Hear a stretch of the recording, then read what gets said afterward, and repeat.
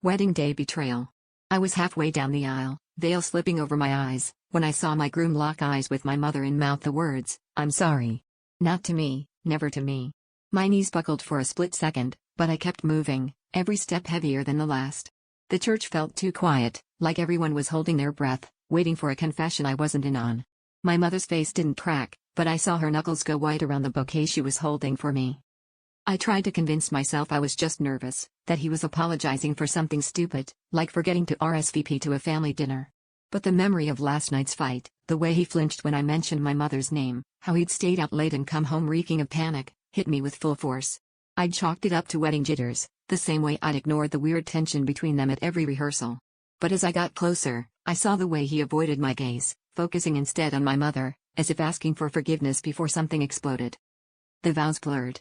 I couldn't listen, I was too busy replaying every strange moment from the last 6 months, his sudden interest in my family, the secretive phone calls that always ended when I walked in the room, the time I caught him and my mother in the kitchen, standing just a little too close. My chest went cold as I realized I'd been so obsessed with him cheating on me with some faceless stranger, I'd missed the real threat standing in my own house, sharing my coffee, my secrets, my blood.